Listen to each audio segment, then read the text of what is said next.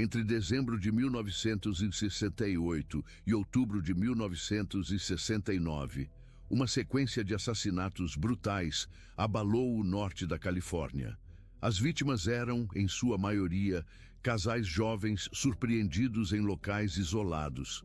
Na sua maioria, estacionamentos tranquilos, margens de lagos e trilhas escuras.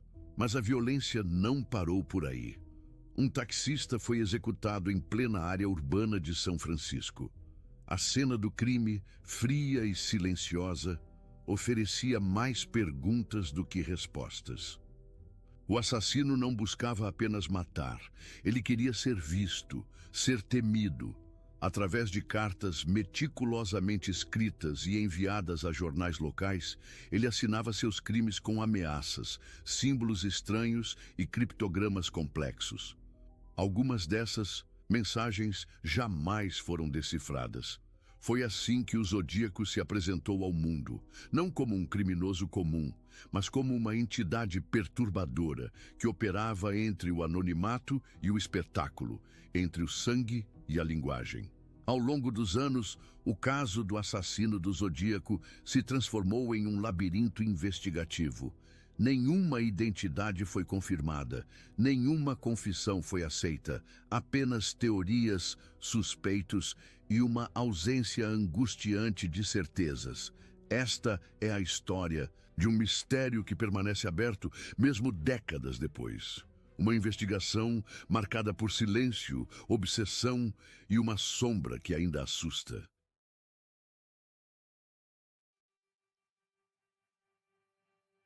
A primeira agressão associada oficialmente ao Zodíaco ocorreu em 20 de dezembro de 1968, em uma estrada isolada próxima à cidade de Benicia, Califórnia.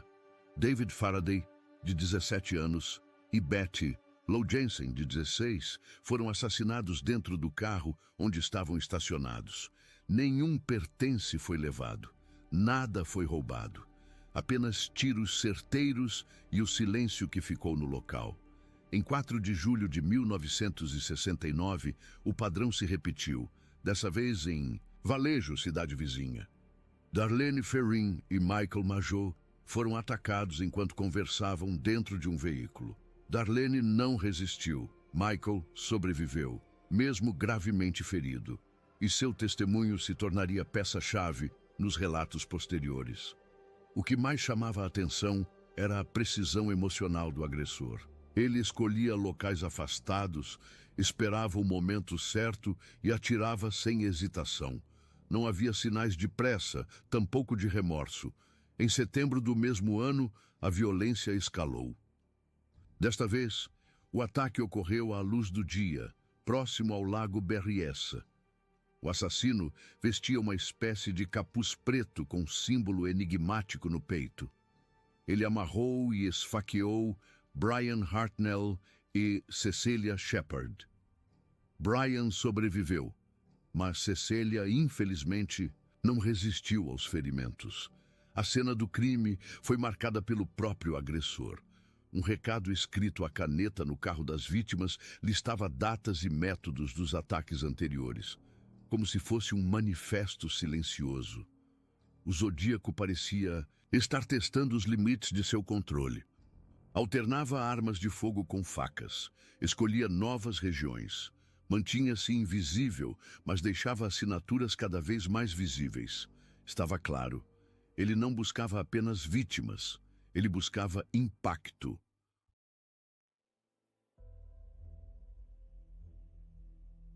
Poucos dias após o segundo ataque em Valejo, 3 jornais do norte da Califórnia, o Valejo Times Herald, o San Francisco Chronicle e o San Francisco Examiner, receberam envelopes quase idênticos.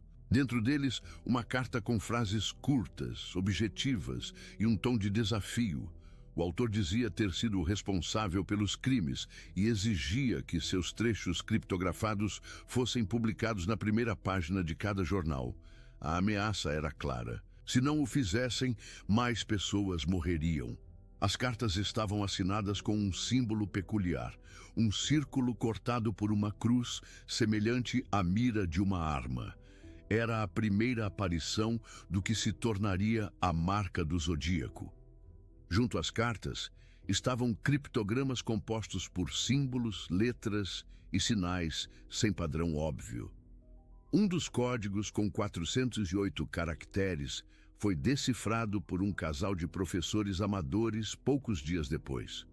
O conteúdo era perturbador. Gosto de matar porque é divertido.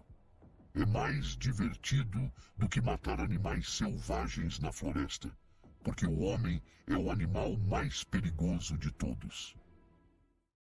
O trecho, ainda que não contivesse informações que provassem a autoria dos crimes, deixava clara a intenção: provocar medo e confusão.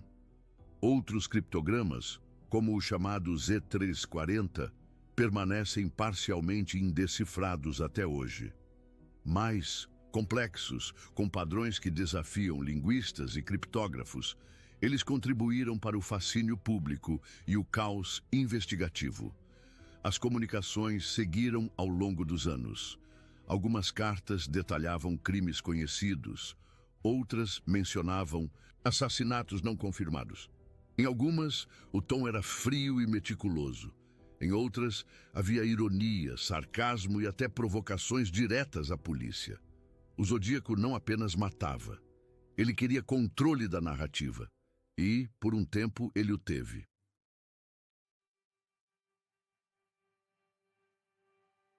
Em 11 de outubro de 1969, por volta das 21h55, o taxista Paul Stine recebeu um chamado para uma corrida na área nobre de Presidio Heights, em São Francisco. O que ele não imaginava era que jamais completaria o trajeto. Poucos minutos depois, moradores da rua Cherry Street ouviram um disparo abafado. Ao olharem pela janela, viram um homem parado ao lado do táxi. Ele parecia calmo, meticuloso, limpava algo no interior do veículo e depois se afastava a passos firmes, dobrando a esquina. Quando a polícia chegou, encontrou Paul Stine morto com um tiro na cabeça. Seu relógio, carteira e dinheiro ainda estavam no táxi. O motivo não parecia ser roubo. O que tornava esse caso diferente dos anteriores era o cenário. Em área urbana, em plena cidade. Pela primeira vez, o assassino havia deixado uma vítima em meio à rotina noturna de um bairro residencial. Na cena do crime, os investigadores encontraram uma luva descartável ensanguentada, impressões digitais parciais e, segundo relatos, um pedaço da camisa da vítima havia sido arrancado. Dias depois, uma carta enviada ao San Francisco Chronicle confirmaria as suspeitas. O Zodíaco afirmava ser o autor do crime e anexava à carta justamente o pedaço faltante do tecido. A carta continha mais do que uma confissão. O assassino debochava da polícia, mencionava detalhes que não haviam sido divulgados e ameaçava matar crianças em ônibus escolares. As descrições das testemunhas permitiram criar um retrato falado. Homem branco, entre 35 e 45 anos, óculos de armação, grossa e um rosto largo. Ainda assim, nenhuma prisão foi feita. O assassinato de Paul Stine marcou uma nova fase. O Zodíaco agora demonstrava que não seguia padrões previsíveis e que estava disposto a se aproximar da civilização, zombando da própria estrutura, que tentava detê-lo.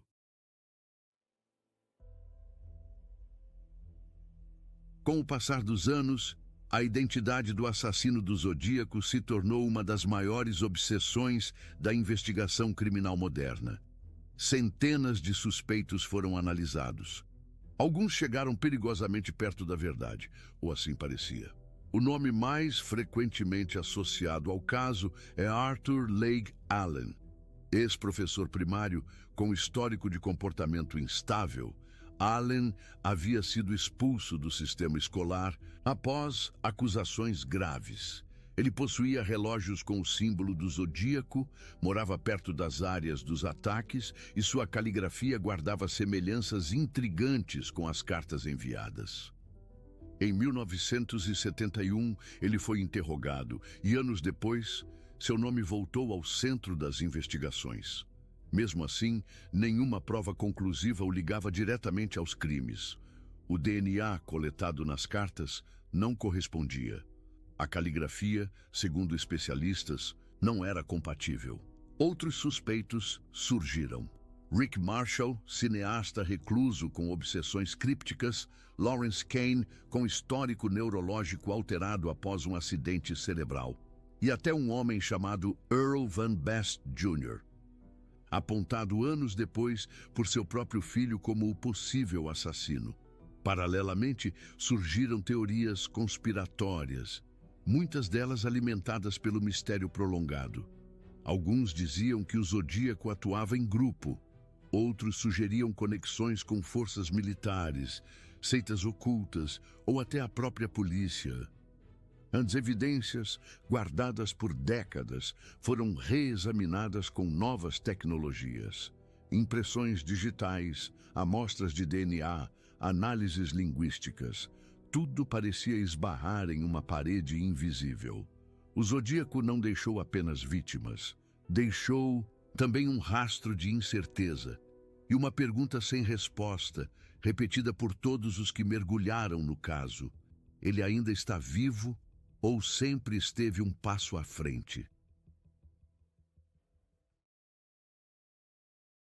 O Zodíaco nunca foi preso, mas mesmo sem rosto, sem nome, sem sentença, ele deixou cicatrizes que se espalharam muito além das páginas policiais. O caso influenciou profundamente a forma como o medo coletivo é construído. Não se tratava apenas de um assassino em série, era alguém que escrevia para a sociedade, provocava, ameaçava, exigia ser visto. E assim ele foi. O impacto na cultura popular foi imediato. Filmes, livros, séries, quadrinhos foram feitos após a sua aparição. O Zodíaco passou a ser representado como símbolo do mal invisível. Alguém que vive entre as pessoas, sem levantar suspeitas, e que observa o mundo com frieza matemática. Psicólogos forenses passaram a estudar o perfil do assassino. Tentavam compreender sua motivação, seu prazer na manipulação pública, sua frieza diante do sofrimento. O caso ajudou a consolidar o estudo da mente criminosa como um campo legítimo de investigação. Para as famílias das vítimas, no entanto, o legado era outro, feito de ausência, perguntas sem resposta e cartas que reabriam feridas. O medo que o Zodíaco espalhou era silencioso. Ele provou que não é preciso estar em um beco escuro para sentir que algo observa. A inquietação vinha do fato de que ele parecia estar em todo lugar e, ao mesmo tempo, em lugar nenhum. E talvez o maior legado do Zodíaco tenha sido esse. Um lembrete cruel de que, às vezes, o mistério vence. A investigação sobre o Zodíaco atravessou décadas, tecnologias, gerações. Mesmo com tantos dados, tantos depoimentos, tantas tentativas de compreensão, algo sempre escapa, como se o próprio caso tivesse sido desenhado para permanecer indefinido. Hoje, pesquisadores independentes, policiais aposentados e curiosos seguem atrás de pistas, de um fio que possa levar à verdade. Mas, no fundo, talvez o verdadeiro enigma não seja quem ele era, e sim o que ele representou, o medo que se esconde dentro de nós, a sombra que nos desafia a olhar para o abismo sem piscar. O assassino do Zodíaco continua entre nós, um espectro de silêncio que nunca será completamente revelado.